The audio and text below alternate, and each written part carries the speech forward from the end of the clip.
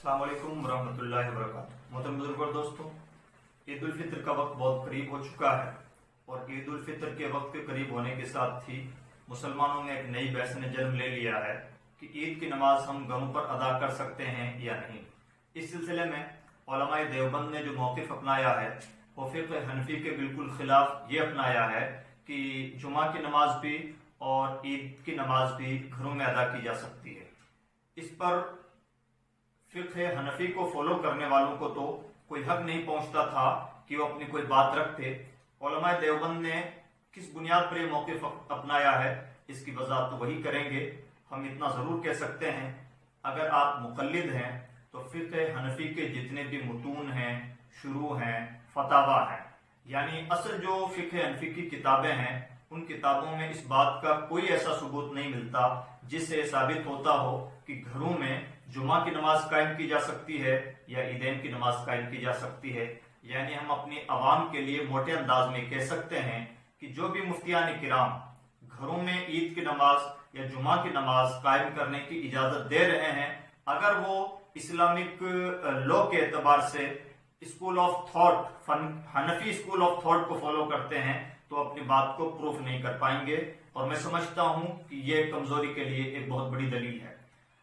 कुछ लोग जो मकतब अहले हदीस को फॉलो करते हैं उन्होंने हजरत अनस इब्न मालिक रज़ियल्लाहु तआला अन्हु की एक हदीस को अपने लिए दलील बनाया है, जो मुकम्मल हदीस सुनन बैहक़ी में मरक़ूम है और इमाम बुखारी ने भी अपनी किताब में, अपनी सही में उन्वान तो कायम किया लेकिन उसके अंदर में कोई हदीस नकल नहीं की। लेकिन अफसोसनाक बात है कि बहुत सारे लोग बुखारी शरीफ का हवाला पेश करके हदीस शो करने की कोशिश कर रहे हैं, जबकि इमाम बुखारी ने इस हवाले से कोई हदीस कोट नहीं की बल्कि हजरत अता इब्न रबाह रज़ियल्लाहु तआला अन्हु का एक कौल नकल किया है और हजरत मोहम्मद इब्न सीरीन रज़ियल्लाहु तआला अन्हु की एक बात कोट की है। हाँ, सुनन बैहक़ी में जो हजरत अनस इब्न मालिक रज़ियल्लाहु तआला अन्हु के हवाले से हदीस मरक़ूम है वो हदीस भी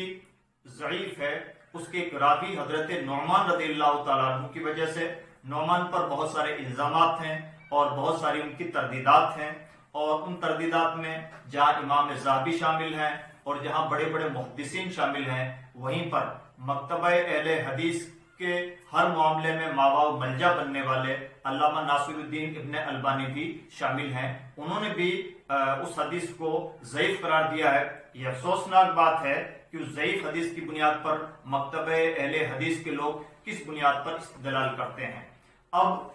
ये जहां तक हदीस की बात है, अगर ज़ईफ़ हदीस भी है तो ज़ईफ़ हदीस आमाल में दलील नहीं बनती, खास तौर पर वाजिबात में और फ़राइज़ में और अकाइद में इस तरह की अहादीस दलील नहीं बन सकती। हालांकि उसका कोई मुताबिक भी मौजूद नहीं है। ये एक इल्मी बहस है। अगर इल्मी नुक्ता नज़र से हम उस हदीस का जवाब भी हनफी स्कूल ऑफ थॉट के एंगल से देना चाहें तो उसका जवाब यह है कि हजरत अनस इब्न मालिक रज़ियल्लाहु तआला अन्हु ने जो कुछ भी किया वो दरअसल उनका अपना एक इज्तिहाद था, एक बात। दूसरी बात यह है कि हजरत अनस इब्न मालिक रज़ियल्लाहु तआला अन्हु बसरा के करीब जिस जगह पर रहते थे, इमाम बुखारी ने भी अपनी बुखारी में इस बात को कोट किया है कि वो जाविया नामी जगह पर रहते थे। और जाविया कोई देहात नहीं है या उनका पर्सनल मकान नहीं है बल्कि एक पूरा शहर था, और वहीं पर हजरत अनस इब्न मालिक रज़ियल्लाहु तआला अन्हु एक किले में रहा करते थे। तो एक किला है, एक शहर है, और शहर की आबादी में एक अजीम शान आलिम दीन, एक बहुत बड़ा आलम उलमाए बलद की हैसियत रखने वाला आलिम साहब रसूल अगर इज्तिहाद करता है तो उसे इस बात का हक है। यह तो आज भी हमारा मौक़िफ़ है कि अगर कोई आलम उलमाए बलद यानी अपने इलाके का सबसे बड़ा आलिम दीन, सबसे बड़े आलिम दीन होने के नाते कोई फतवा इशू करे या कोई किसी जगह का जुमा के तौर पर इंतखाब करे तो उसे शरीयत मुताहरा की तरफ से इजाजत होती है। ये हदीस की पूरी रेगुलर डिबेट है। जिन भाइयों को भी इस बात का शुबहा गुजरता है कि हदीस में इसकी इजाजत है, तो हम इसी वीडियो के डिस्क्रिप्शन में पूरा एक मकाला इस एंगल से हमारे अजीज हजरत मौलाना मुफ्ती फैजान सरवर मिसबाही का लिखा हुआ पोस्ट करेंगे। आप उसे पढ़िएगा, इत्मीनान हासिल कीजिएगा कि हदीसों के एंगल से इस बात का कोई प्रूफ नहीं है कि घरों में जुमा कायम किया जा सके या घरों में ईद की नमाज पढ़ी जा सके। अब अगर हम फिक्री तौर पर बात करें तो अजीज दोस्तों, हम भारत जैसे नाजुक मुल्क में हैं और उस मुल्क में हमारी जिम्मेदारी बनती है कि हम शाआइर इस्लाम को जितना ज्यादा जिंदा रख सकते हैं वो जिंदा रखें। اور شاعر اسلام میں سے عظیم ترین شعار ہے عیدین کی نمازیں، بلکہ علامہ ابن رجب حنبلی نے اپنی کتاب فتح الباری شرح بخاری میں، بخاری شریف کی 2 شرح ہیں، ان دوسری شرح علامہ ابن رجب حنبلی کی ہے فتح الباری ہی کے نام سے، اس میں علامہ ابن رجب حنبلی نے لکھا ہے کہ جمعہ کا مقصد ہی اسلام کا شعار ہے، یعنی جمعہ کا مقصد اشتہار ہے، اسلامی شعار کا اظہار ہے، یہ ظاہر کرنا ہے کہ اسلام کی اپنی ایک شان و شوکت ہے۔ یہی وجہ ہے کہ نہ ہر جگہ جمعہ ہو سکتا ہے اور نہ ہر کوئی جمعہ قائم کر سکتا ہے۔ جمعہ قائم ہونے کے لیے مقام بھی بہت بلند و بالا چاہیے، اور جمعہ قائم کرنے والے یعنی مقیمین جمعہ بھی بہت بڑی حیثیت کے حامل ہونے چاہیے۔ ہر ایرے گیرے کی اجازت سے جمعہ قائم نہیں ہوتا، اور یہی وجہ ہے کہ یا تو شاہ اسلام، بادشاہ اسلام جمعہ قائم کرے گا، یا اس کا کوئی نائب یا اس کا کوئی نمائندہ جمعہ قائم کر سکتا ہے۔ ہمارے اس دور میں جبکہ یہ تمام چیزیں نہیں پائی جا سکتی، عالم علماء بلد اپنے علاقے کا جو سب سے بڑا عالم دین ہو، عالم ربانی ہو، اسی کو جمعہ قائم کرنے کی اور عیدین قائم کرنے کی اجازت ہے۔ اگر ہم گھروں میں جمعہ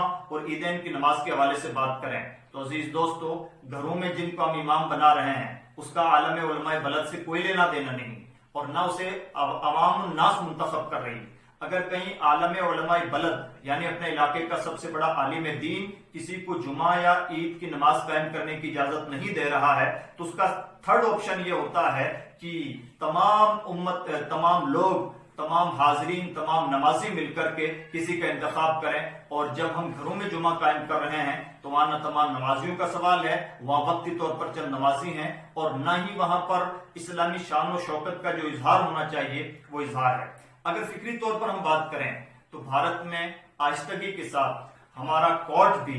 بڑی تیزی کے ساتھ ان باتوں کو پروف کر رہا ہے، بار بار پروف کے طور پر ان باتوں کو پیش کرتا ہے کہ یہ چیز اسلام کا لازمی حصہ نہیں۔ گزشتہ دنوں اذان کے سلسلے میں یہ رویہ اختیار کیا گیا، اس سے پہلے داڑھیوں کے معاملے میں بھی یہ رویہ اختیار کیا گیا، اور یہ بات بطور پروف کہی گئی کہ داڑھی اسلام کا لازمی حصہ نہیں۔ اگر آج ہم نے گھروں میں جمعہ اور عیدین کی نماز قائم کرنے کی اجازت عام کر دی، بہت ممکن ہے آنے والے کسی زمانے میں ہمارا ہی کورٹ ہمارے خلاف اس بات کو ایز اے پروف پیش کرے کہ اسلام کا لازمی حصہ نہیں کہ جمعے بڑی جماعتوں کے ساتھ ہوں یا عیدین کی نمازیں کھلے میدان میں ہوں یا عیدگاہوں میں ہی ہوں۔ یعنی فکری طور پر بھی یہ بہت اہم بات ہے جس پر بہت سنجیدگی کے ساتھ توجہ دینے کی ضرورت ہے۔ اور اسی طرح سے ایک بہت خاص بات یہ ہے کہ گھروں میں جب ہم جمعہ قائم کریں گے تو وہاں جمعہ کی شرطوں میں اور عیدین کی شرطوں میں، دونوں کی شرطیں چونکہ سملر ہیں، تو ان شرطوں میں ایک بہت بڑی شرط ہے اذن عام۔ اذن عام کا مطلب ہے کوئی ایرا گیرا، کوئی نتھو کھیرا، کوئی بھی کہو مہ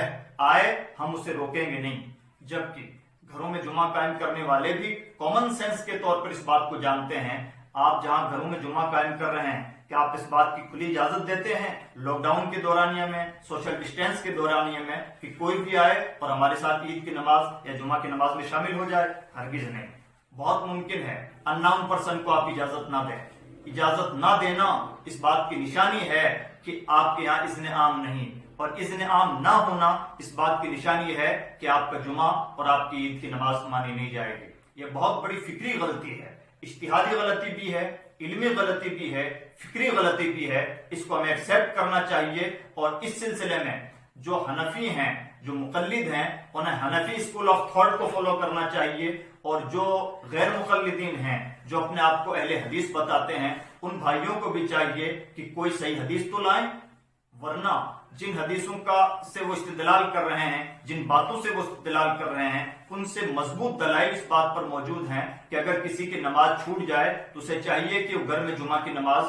وہ گھر میں 4 رکعت نماز کا اہتمام کرے۔ یہ تفصیلات انشاءاللہ ہمارے ڈسکرپشن میں آپ کو ملیں گی۔ اسی طرح سے عزیز دوستو، ایک خاص بات یہ ہے کہ آج کے سوشل ڈسٹینس کے زمانے میں اگر ہم گھروں میں جمعہ قائم کر رہے ہیں تو نہ وہاں سوشل ڈسٹینس رہ پائے گا، نہ حکومت کے قوانین کی پاسداری ہو پائے گی، اور نہ شریعت کے قوانین کی پاسداری ہو پائے گی۔ اور فائنل اور آخری بات یہ ہے کہ اگر ہمیں ہماری شریعت مطہرہ اس بات کی اجازت دے رہی ہے اور ہم شرعاً معذور ہیں کہ ہم نماز عید اجتماعی طور پر نہ ادا کریں یا جمعہ کی نماز اجتماعی طور پر ادا نہ کریں، تو کون سی ایسی مجبوری ہے جس نے ہمیں یہاں لا کھڑا کیا ہے کہ ہم امت میں ایک نئے فتنے کی داغ پھیل ڈالیں؟ اس لیے خدا کے واسطے امت مسلمہ کے اختلاف اور انتشار پر ترس کھائیں اور کوئی بھی بات ایسی آؤٹ نہ کریں، کوئی بھی ایسی بات اپنے فالوور سے نہ کہیں جو امت میں انتشار کا باعث ہو۔ جو چند لوگ جمعہ کی نماز پڑھ پا رہے ہیں وہ جمعہ کی نماز پڑھیں، جو چند لوگ عیدگاہ میں عید کی نماز پڑھ پا رہے ہیں وہ عید کی نماز پڑھیں، اور جنہیں جمعہ یا عید کی نماز نہیں مل پا رہی ہے، جنہیں جمعہ نہیں مل پاتا وہ بدل کے طور پر ظہر پڑھیں، اور جنہیں عید کی نماز نہیں مل پاتی وہ شکرانے کے طور پر 2 رکعت یا 4 رکعت نماز جو بھی ادا کرنا چاہیں کریں، اللہ کی تسبیح بیان کریں، نماز بھی نہ ہو، ہنگامے بھی ہوں، دلیل بھی مل جائے لوگوں کو، اغیار کو بالخصوص، کہ جمعہ کی نمازوں کے لیے مسجدوں کا ہونا یا بڑے اہتمام کا ہونا ضروری نہیں، اسلامی قوانین کی بھی دھجیاں اڑیں، ملکی قوانین کی بھی دھجیاں اڑیں، امت کی وحدت بھی پارا پارا ہو، یہ کون سا عقل مندی کا کام ہے؟ خدا کے لیے اپنے اوپر ترس کھائیں، امت مسلمہ کے حالات پر ترس کھائیں، بہت سنجیدگی کا مظاہرہ کریں۔ یہ اختلاف محض کوئی علمی اختلاف نہیں، بہت بڑا فکری اختلاف ہے، اور بہت ممکن ہے آج کا یہ انتشار اور اختلاف امت میں آگے امت کے لیے بہت بڑی آزمائش کا سبب بنے۔ مجھے امید ہے کہ سمجھدار حضرات سمجھداری کا مظاہرہ کریں گے۔ اللہ ہمارا حامی و ناصر۔